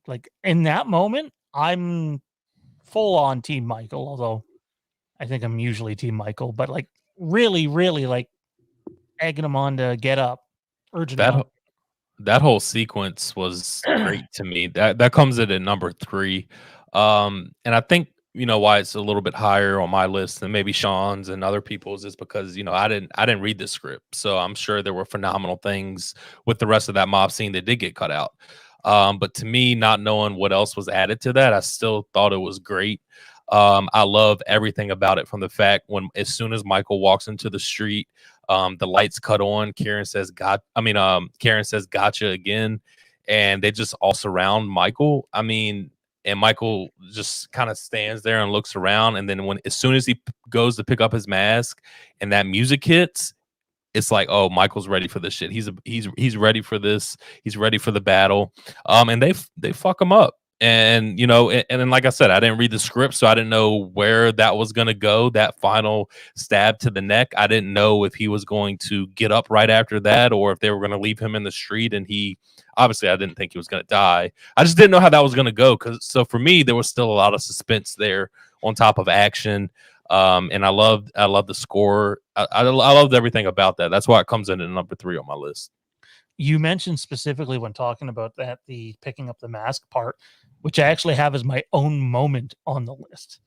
That specific moment is number 3, because it's almost like that moment in it's the last gunslinger moment, or if you've seen Game of Thrones, it's that moment where Jon Snow realizes he's fucked up and he pulls out his sword and doesn't think his team's going to get to him in time. And he's got 1,000 people coming at him. And to me, that was that Michael moment that I know. Yeah, I'm about to get the shit kicked out of me, but I'm fucking putting my He's- mask back on and going for it. Was just so epic. It was like it was Michael loved it. Myers like hero moment. I loved it. It was awesome, man. It was awesome. I actually thought it was like super forgettable, so it's not even on my list. Wow. Okay, well then I'm jumping in because that's just But super forgettable. yeah, the whole mob ending. I honestly don't even remember exactly how it happens, except for I know that there's that one chick who I keep pointing out who's fucking pissed off. She walks right in front of Karen, I think it is, like, and she looks like Jenna Fisher from The Office, but she's just got a fucking mean mug on her face. Anyways, I wish we had a picture to show over here. I think that someone should make a fan edit to make this even better. And they just have like Michael's getting beaten down, and then like you just hear "Win, Rocky, win," and you hear the Rocky music playing, and then he gets up and kills them all. okay. Well, before we send that mob, That would make it better. Kieran, I'm gonna say that moment was my number 2, because it was epic. You know, it had that. You know, it's funny that Kieran brings up, you know, editing that into a Rocky sequence, but that's what it felt like to me. Like it felt like it was shot like the final round of a Rocky fight. You know, everything about it was just, it was epic. I don't think any other word can describe it. You know, from him reaching down for the mask to put it on in that last, okay, shit's real now. I already had another word for it. Forgettable. Well, that's your word. Mine's epic. Oh god. It was. It might have been one of the most epic Michael Myers moments ever. Like to know. It's hard to point to anything else and say like it was more intense than that, because you can't really. You know, it was such an intense moment from start to finish, and the way they shot it with that sort of, you know, flash bulb type, you know, cinematography of it all was just so intense and so amazing. It just, start to finish, that whole sequence is my number 2. By the way, a bunch of people mentioning the woman with the iron. I'm a fan of Zacharoni, who's suggesting we change the chant from "Evil dies tonight" to "Wrinkles die tonight." Oh wow! It's time for 5. Number 5. Time to look alive. Here we go, Mike. What do you got? Let's see. Oh, I had the couple in the house with the drone. Okay, we talked about that. Kieran? Yep, me too. Same thing. I really like. We were saying about the stabbing. I love how I always love when Michael is experimenting. Like you can see that sometimes when he's killing people, he's like, "What if I do this to them? How's that going to be?" Like he's just so sadistic. He's like, "What if I what if I twist someone's head off this way? Like, is it going to come right off, or is it just going to be stuck there?" It feels like he's just like so deranged and so. The way, and I feel like stabbing people with different knives was him being like, and that wasn't it. And I know we talked about that scene, but the pettiness in that scene when it came to the drone was hilarious to me. The fact that when he was walking into the bathroom to see who was there, and she picked the drone up off the love seat or the chair, and then when Michael walked into the room and stepped on it, I just for some reason that was just funny to me. It's similar to when he positions Big John and Little John, like. Yeah, like that's what I love. Just like in the picture. I've literally watched so many people bash that moment. It's like, it's in the original. Do you even know the character? Like, this is what he does. Exactly. He's been doing that since 78, damn it. He's a twisted fuck. I love it. He's even used props. You could say he twisted a fuck in this movie. So whose was that? I think, me at 5 now, I think, right? I believe so. 5. My number 5 is Karen getting killed, and that whole sequence, because like I said, I went in cold, no spoilers, nothing like that. So I hadn't read the script. I had no idea it was coming. But when she looked up into that window and saw the reflection she saw, Sorry, one moment. Fun fact: you actually can't type Karen into this YouTube channel. That shit kept getting spoiled so many times on this channel, where I was just like, "Fuck it, I'm muting the word Karen." But it just, that whole sequence when she looks up into the window and sees a reflection, and oh boy, like when she sees that reflection, oh shit, this is not gonna go well. Something bad is about to happen. And then she, you get up there and you see her looking and see what Michael sees, and then you see his reflection behind her, and it's like, oh, you're so dead. You're so fucked. And then you've got people like I'm not usually one to critique internet people and theories and ones that might be plausible, but that happened. Like people suggesting she's living Michael's sister's moment. Like Michael was a child when he did that. This is grown ass man Michael. Mirror. Like it's just I don't know. It just Freddie, was... you don't count. You're a staff member. You can type it.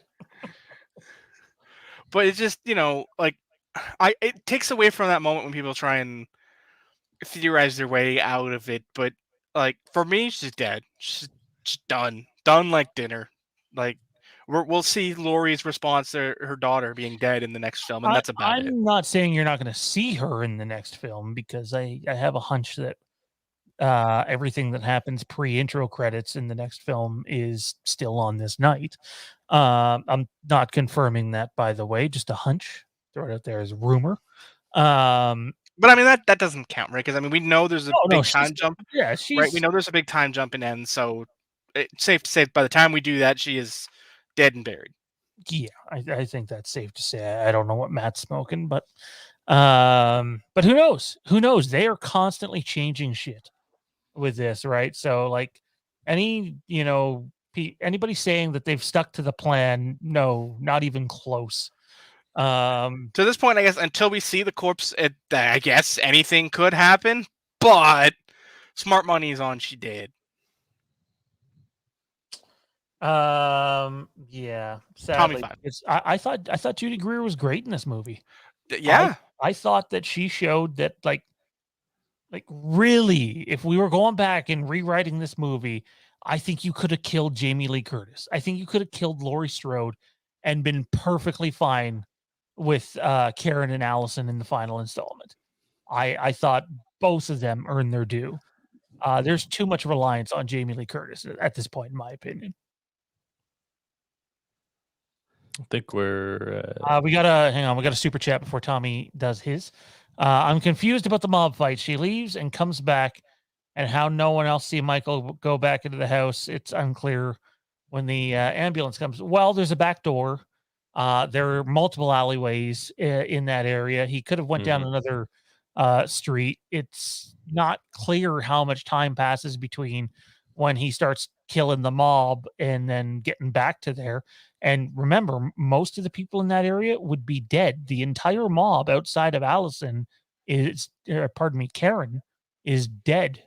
Yep. So when doing your kill count, freeze frame it and count how many people are on all sides of Michael, and you have to assume that they are dead. It's almost as if he's sneaky or something. Yeah. Has he ever been sneaky? Does he ever? Yeah, all the time. He stalks. Does he now? I did not know that. I don't know if you're fucking with me right now or he's clearly what. fucking with you. He's definitely fucking with you. It's Kieran. It's safe to say he's always fucking with you when he gets that way. So for number 5, I came in at with what we already discussed was like the second park scene. You're coming in and you see the brawl that results in that. You see the Silver Shamrock mask strung up, with Chambers and the others. So yeah, that's why I came with my number 5. That one was also very memorable. My number 5, I think someone had this moment earlier. Maybe they didn't. It was Big John and Little John's intro. Mm-hmm. I know someone had their last scene in there, but yeah, their intro. I don't get the hate for these characters at all. I thought they were miles and miles better than Julian in the last movie. And I love the fucking the doctor dressed as a nurse. Wait, no, whatever. The dude, Yes. the husband, The fucking the husband, nurse dressed as the doctor. when he's like, "Oh, there's that little fucking prick Julian or whatever." I literally, in our viewing, someone, so it would have been someone in our group in the row in front of us, had mentioned, "Oh, hey, it's that kid's parents," and I'm like, I literally had a giggle. Like, no, not quite. It's a little, yeah. I loved when Big John and Little John were, when they got tricked and they're like, "Do you know whose this house was? Michael fucking Myers." Like, I love that they added that in there. Michael fucking Myers. I thought that was hilarious. Those kids deserve to get scared. It's time for number 4. So what I you're saying is that it's Halloween. Everyone deserves a good scare. My number 4 is gonna be Cameron's death. Which I believe we had earlier, right? Yep. Yeah. Yep. Man, I really do dig that character. I thought he was wonderful in this, and the actor who plays him, Dylan Arnold. Jade and I are 4 or 5 episodes into You season 3. Oh man, wait till you get to the end. I finished it today. He's he's Phenomenal. Great. He's great He's in that. phenomenal. So, Yeah. I'm fully on board for following some of his stuff. So, Kieran, 4. I had the Big John, Little John stuff. Johnny, we're gonna be going. My through- 4 was hide and seek with the kids. Tommy. Well, my 4 came in with the the mob at the hospital. Oh, okay.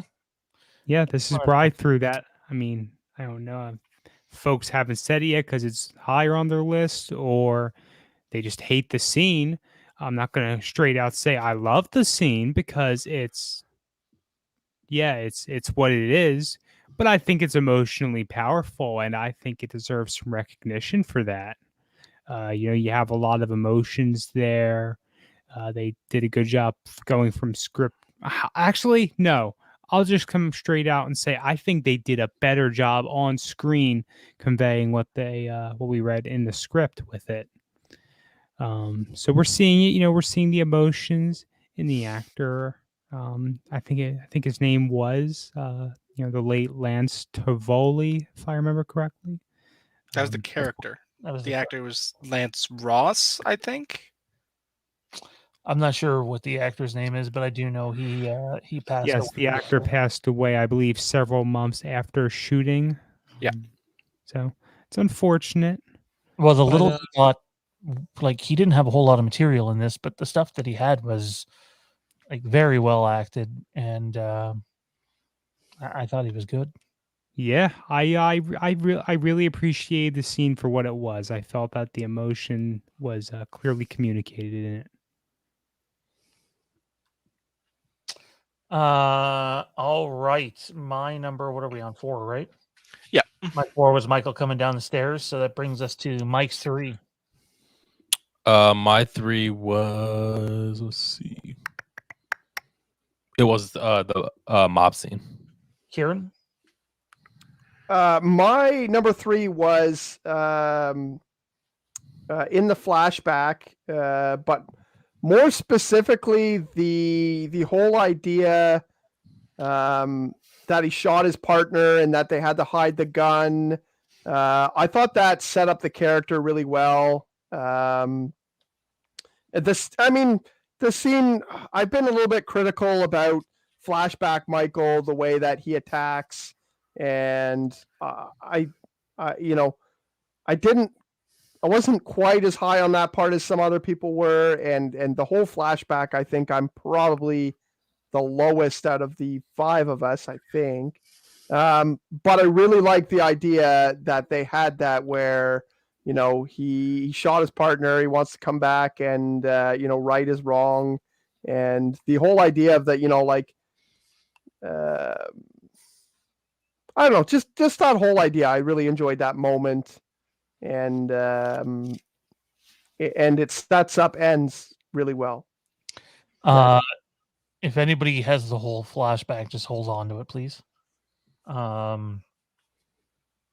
believe that sets us up for Johnny. Well, I don't have the whole flashback because there was things I didn't. I wasn't like everybody here. It was just like the flashback is the most amazing thing ever. I love fan service. Oh, dude, oh boy. Fuck, I don't know how you can like The Last Jedi and then say that shit. When did Taryn switch out with Kieran? Because that's what I'm feeling right now.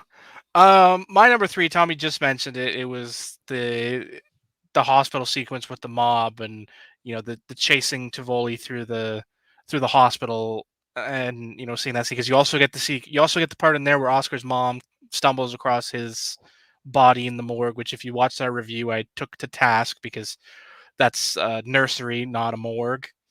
But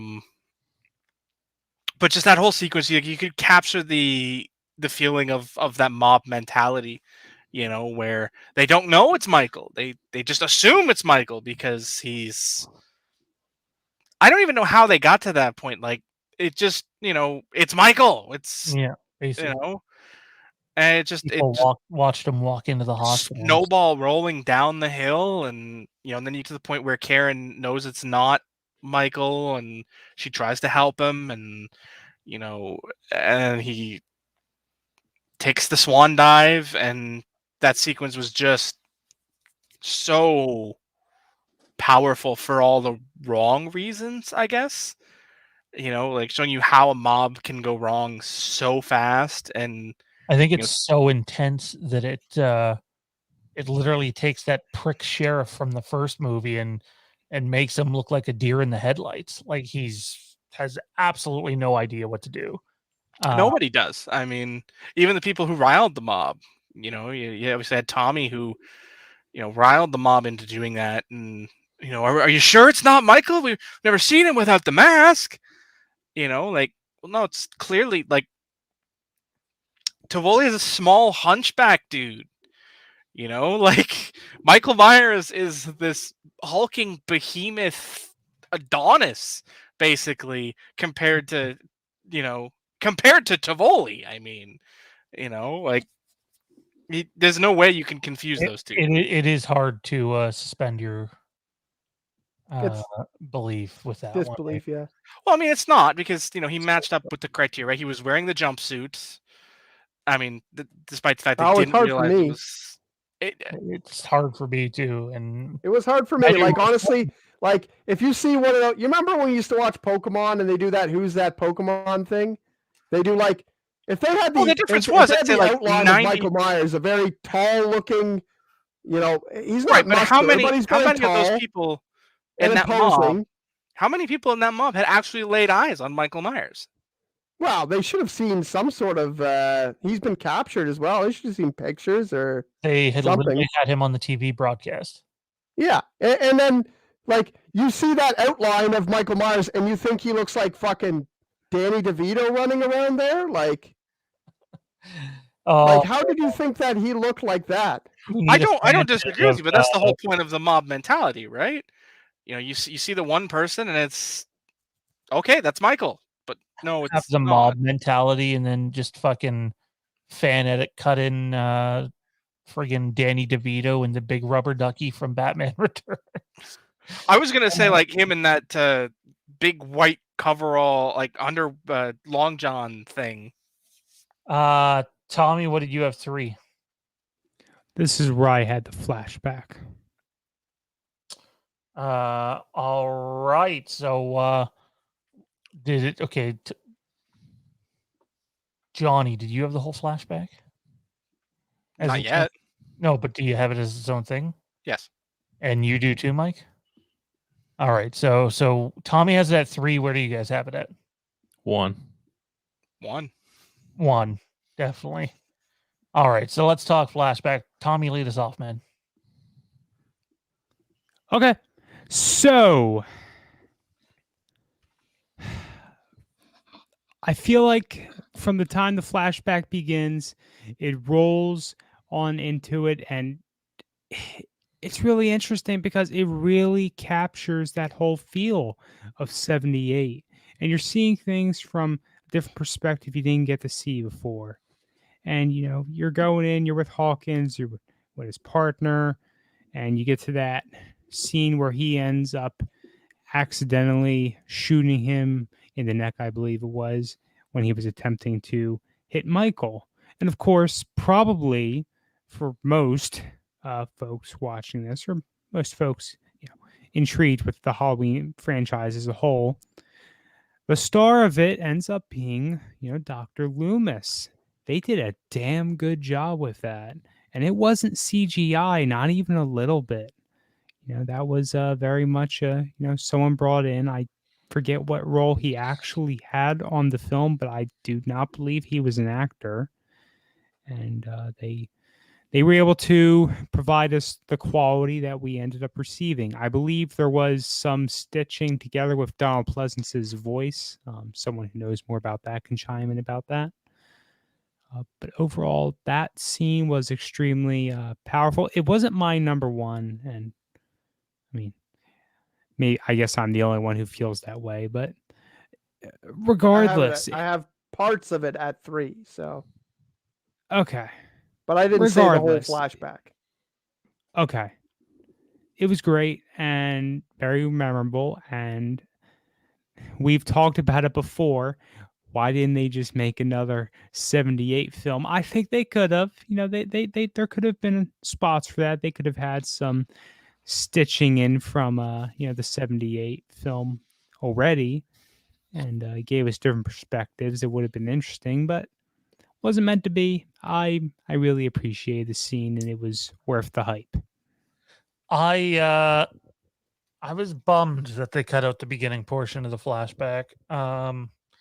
Because to me, it really set the mood for that night. It wasn't just boom, you're right in the chase. They definitely took out a good few minutes there at the beginning. And I think that would have added to it more. But like that aside, and the little bit of Loomis they cut out as well, I thought the flashback was brilliantly done. I think it looks amazing. As I thought would happen, a bunch of people were asking for another 1978 movie after seeing the flashback. I thought Michael looked incredible. I thought Loomis looked incredible. And I thought the guy playing young Frank was extremely believable. Like literally one of my favorite sequences in all of Halloween, the franchise. It was that good. Yeah, I thought it was phenomenal. I said before on when we had the review that night that it gave me goosebumps, and I tried to, I asked the question earlier in the group, are we doing sequences or certain moments? And it was just hard for me to break up the flashback in moments because I enjoyed the entire flashback. I didn't read the script, so I don't know what they cut out. I kind of liked the fact that it went into boom and it started running, but like I said, I don't know what that first part is. So maybe if I know, or maybe if we see it, we'll cover it all on Patreon this Sunday. Okay. But to give you a little bit of a tease, it starts off with the 4 officers already looking for Michael, but it's not like they've actively seen him. And you got people coming out of their houses wondering what's going on, and they have to tell a few people to go back inside. And like it's just like even just reading it, and I know they shot it too because it was in the test screening. Just the idea of the suspense that it's building up and the uneasiness. I don't think you needed to get rid of that. I think it added to it even more. Gotcha. So yeah, I mean, hopefully that's added on to the 4K or Blu-ray for deleted scenes, because I would love to see that. But yeah, I loved every part of it. I liked the way Michael attacked, unlike Kieran.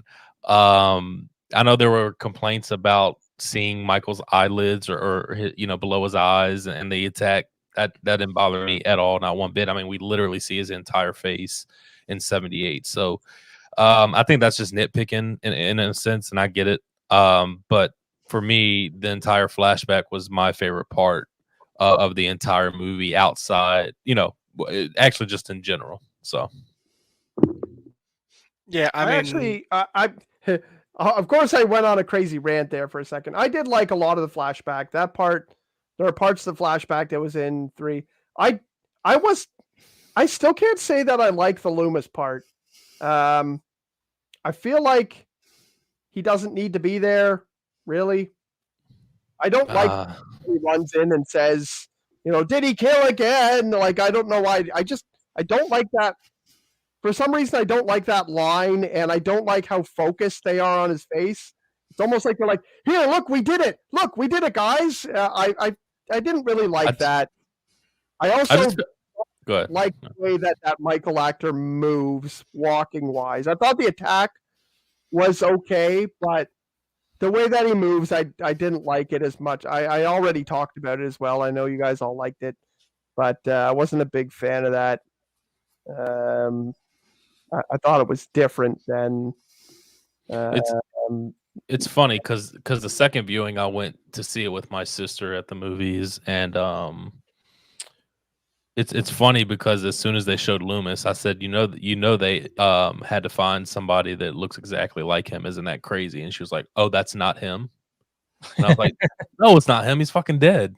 It's like, "Oh shit." I was like, "Ain't that crazy how they did it though?" And like, it's that believable. And just the way Loomis is and the way the voice sounded, I didn't mind the line. Like, I get where you're coming from, but I just feel like that's something Loomis has said throughout the entire Halloween, stuff like that throughout the entire Halloween franchise. So it didn't really bother me that much. yeah.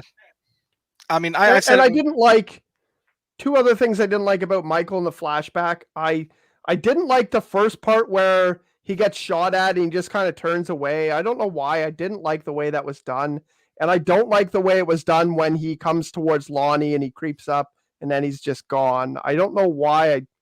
I hate the idea that he just turned on a dime, like his internal GPS was like, okay, now go that way, like a straight right turn. Like it just, to me, it didn't make a lot of sense. It seemed kind of corny to me. I didn't like those parts of the flashback.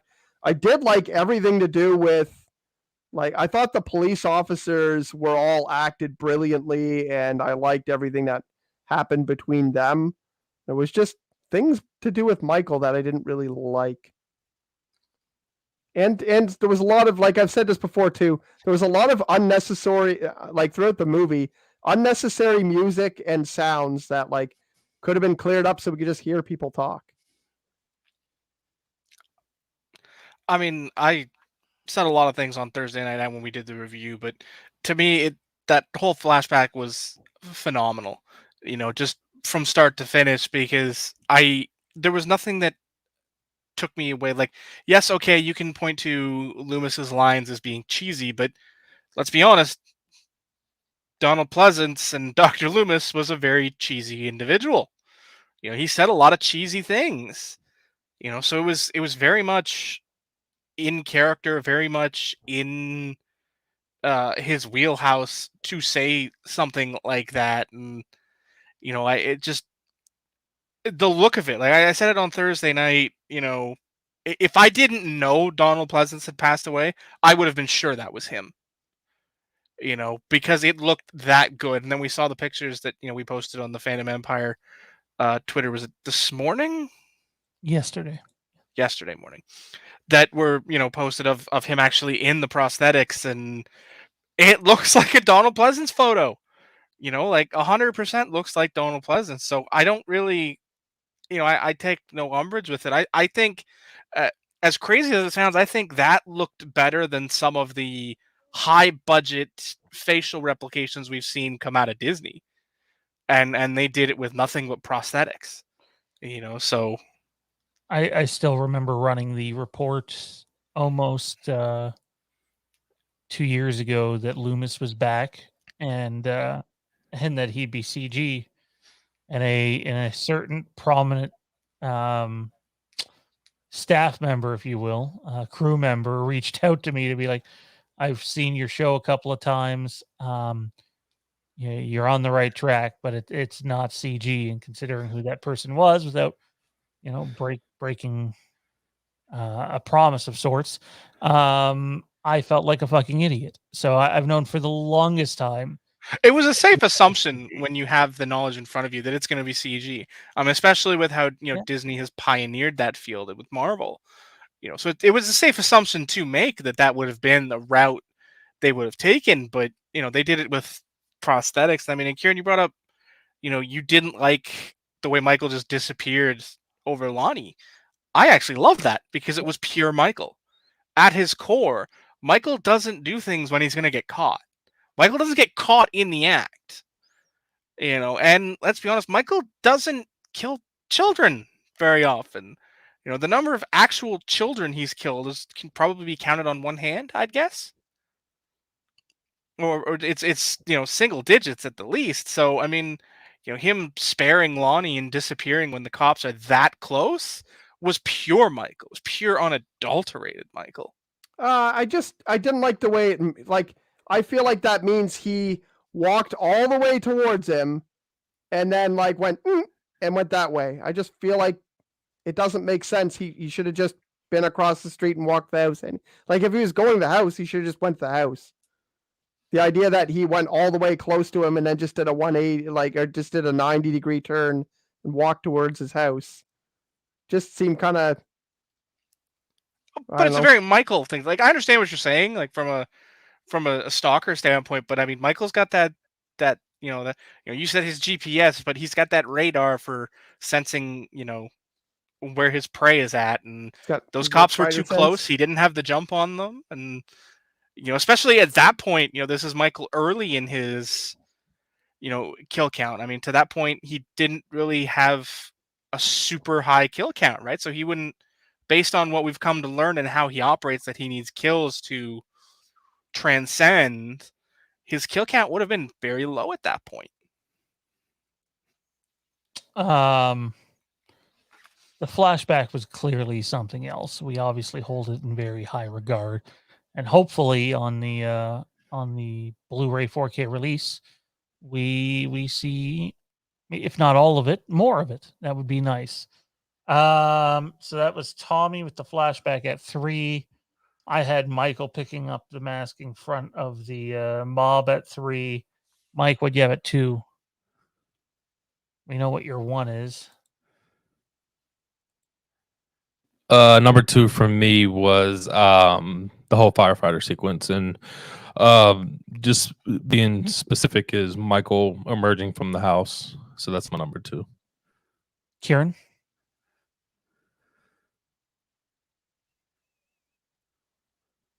Sorry, I was lost there for a second. Wait, number 3 or 2? You're 2. Cameron's death. Still Cameron was a good dude in this one, but he paid for being a bad dude in the last one. My number 2 is the mob sequence with Michael in the street. My number 2 came in with the firefighter sequence. Man, I can't believe it was that high. And my number 2 is the SUV kills, and my number 1 was the flashback. Mike's number 1 was the flashback, as was Johnny's and Tommy's. No, sorry, Nope. Tommy had 3. We don't know Kieran's and we don't know Tommy's. So, Kieran, what's your number 1? Oh, mine was the whole park sequence. And sorry, did we do your 2? Yeah, we did, I think. What do you have at 2? My 2 was Cameron's death. I already said that. Okay, yeah. Then what did Tommy have at 1? Mob. The mob sequence. And I included the mask being put back into that.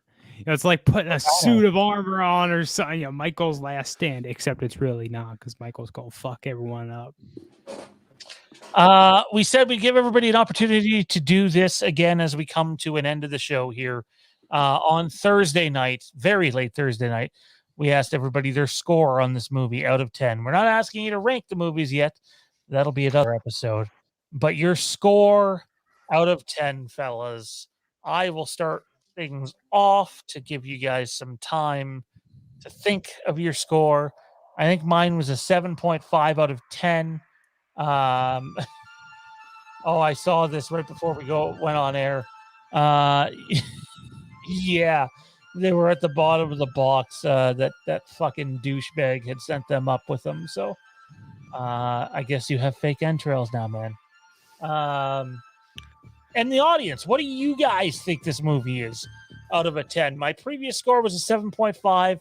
I got to bump it up. I'm going with a solid 8 out of 10 for Halloween Kills. Mike?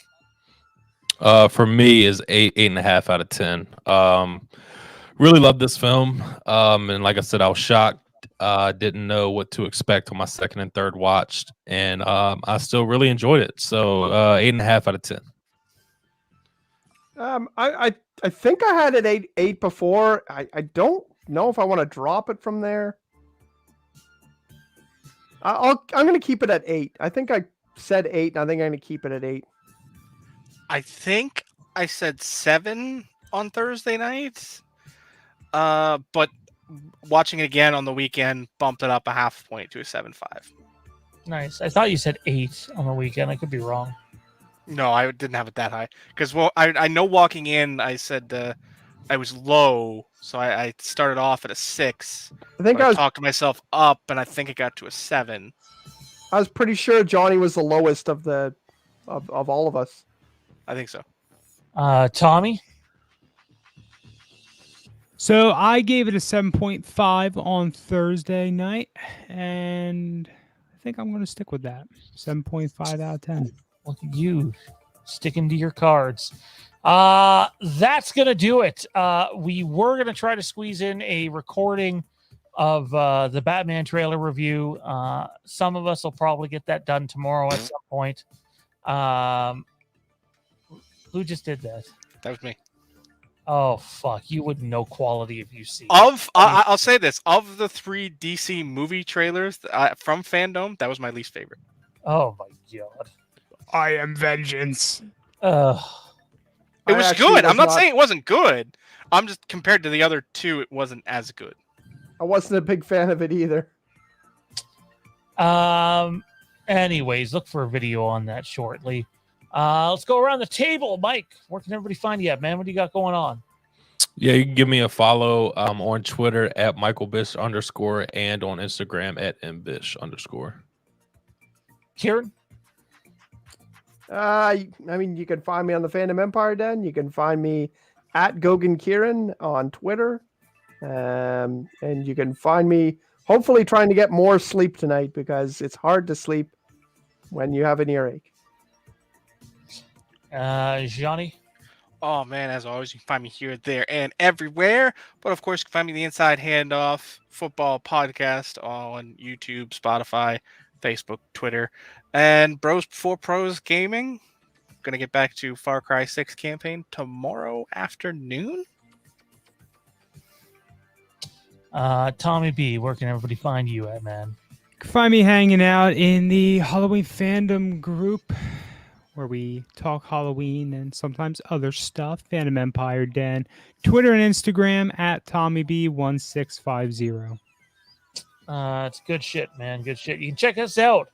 Instagram, Twitter, Fandom Empire Now. You can check us out on Facebook, the Fandom Empire Den, Halloween Fandom, Fandom Empire, and Halloween Newsnet. Number one way you can support us is signing up for our Patreon, www.patreon.com/Fandom Empire. We appreciate the love. We appreciate the support. No Fandom Empire Now this week. It'll be back next week. But you can expect a review of the Batman trailer soon. And you can also expect a Dune review, hopefully Friday. So, fellas, thanks for doing this. Thanks to our chat mods. A lot more Halloween Kills to talk over the next couple of weeks still. The Boogeyman, he came.